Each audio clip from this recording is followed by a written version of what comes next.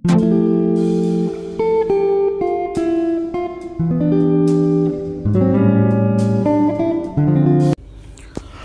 நண்பர்களே, விஜயபாயக் பேசுகிறேன். இந்த அதிகாலையில் உங்களை சந்திப்பதில் பெருமகிழ்ச்சி. இந்த நாளை கொடுத்த பிரபஞ்சத்திற்கு நன்றி. முதலில் நன்றியுடன் தியானம். கற்றுக் கொடுத்த குருக்களுக்கு, ஆசிரியர்களுக்கு நன்றி. அவர்கள் நம்மோடு இருந்தாலும் ஆத்மாவாக இருந்தாலும் மனதார 3 முறை அவர் முகத்தை நினைத்து நன்றி நன்றி நன்றி. இரண்டாம் நன்றி, உயிர் கொடுத்த தந்தைக்கு நன்றி. அவர்கள் நம்மோடு இருந்தாலும் ஆத்மாவாக இருந்தாலும் மனதார 3 முறை நன்றி நன்றி நன்றி. மூன்றாவது நன்றி, உயிர் கொடுத்த அன்னைக்கு நன்றி. அவர்கள் நம்மோடு இருந்தாலும் ஆத்மாவாக இருந்தாலும் அவர்களை நினைத்து மனதார நெஞ்சில் கை வைத்து 3 முறை நன்றி நன்றி நன்றி. முதல்ல இந்த தங்க நேரத்தில் நம்ம பார்க்குறது செல்ஃப் டாக்னு சொல்லப்படும் சுய பேச்சு. பேச்சில் பல வகை இருக்குன்னு சொல்கிறேன். நான் சொல்கிற self talk universal mind voice அப்படின்றாங்க. இது ஆல்பர்ட் ஐன்ஸ்டீனும் தாமஸ் ஆல்வா எடிசனும் சொல்லியிருக்காங்க. உங்கள்கிட்ட ஏதோ ஒன்று பேசும், அது உங்களுடைய ப்ராப்ளத்தை, சேலஞ்சஸை சரி பண்ணும் அப்படிங்கிறாங்க. ஏதோ ஒரு இனோவேஷனான ஒரு ப்ராடக்டை கண்டுபிடிக்கும் போது ஏதோ ஒன்று திடீர்னு ஒரு ஸ்ட்ரைக் ஆகுது. அந்த ஸ்ட்ரைக்னஸை யார் கொடுத்தா? அது மாதிரி நம்ம மனதை அமைதிப்படுத்தும் போது கான்ஷியஸ், சப்கான்ஷியஸ், சூப்பர் கான்ஷியஸ், எந்த ஒரு மனிதன் அவனோட பயணத்தை சூப்பர் கான்ஷியஸை நோக்கி ஆரம்பிக்கிறானோ இந்த யூனிவர்ஸோட மைண்ட் வாய்ஸை நம்மளால் கேட்க முடியும். அதற்கு மனம் அமைதிப்படணும். மனசை அமைதிப்படுத்த தான் மெடிடேஷன். அதனால் ஏதாவது ஒரு மெடிடேஷன் போகணும். ஃப்ரீ மெடிடேஷன் கூட நிறைய இருக்குது. தியானம் கற்றுக்கிட்டால் எல்லாமே கைவரப்படும். சரியா? உறவுகளாகட்டும், பணமாக இருக்கட்டும், ஹெல்த்தாகட்டும், எதுவாக இருந்தாலும் சரி. இன்றைக்கி மிக முக்கியமாக 3 சவால்களில் ஆரோக்கிய சவால், உறவுமுறை சவால், 3வது நிதி சவால், பண சவால்.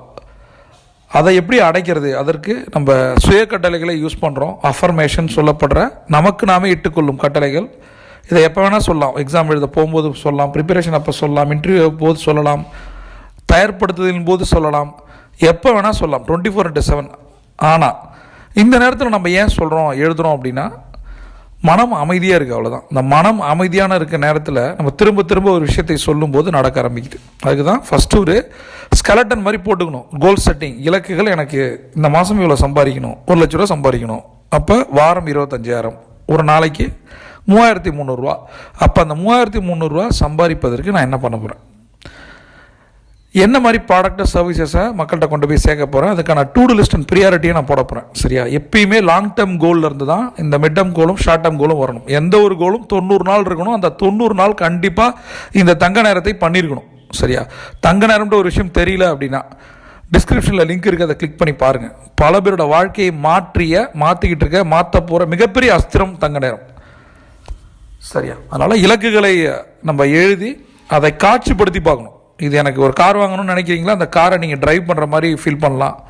அது உங்கள் வீட்டு முன்னாடி நின்று அப்படி இருக்கும். அது அட்லீஸ்ட் ஒரு விஷன் போர்டு க்ரியேட் பண்ணி ஒரு ஃபோட்டோவோ ஒரு வீடியோஸோ ஏதாவது ஒன்று, ஏதாவது ஒரு டச் இருக்கணும். டச் அண்ட் ஃபீல் மாதிரி இது ஃபீல் பண்ணுங்கள். கண்டிப்பாக அந்த கார் உங்கள் வீட்டில் நிற்கும். ரைட்?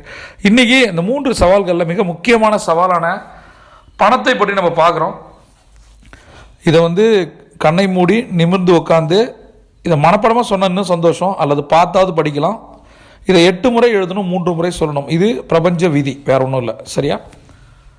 நான் எளிதாக பணம் சம்பாதிக்கிறேன். நான் எளிதாக பணம் சம்பாதிக்கிறேன். நான் எளிதாக பணம் சம்பாதிக்கிறேன்.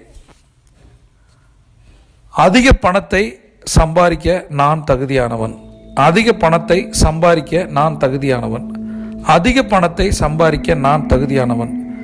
என்னால் நான் நினைத்த பணத்தை ஈட்ட முடியும். என்னால் நான் நினைத்த பணத்தை ஈட்ட முடியும். என்னால் நான் நினைத்த பணத்தை ஈட்ட முடியும். இதுதான் நமக்கு ஸ்ட்ரக்சர். இது எப்படி வேணால் இதை நீங்கள் மாடிஃபை பண்ணி எழுதலாம். மெயினாக 3 முறை சொல்லணும், 8 முறை எழுதணும். ஏதாவது டவுட் இருந்தால் கமெண்ட்டில் கேட்கலாம்.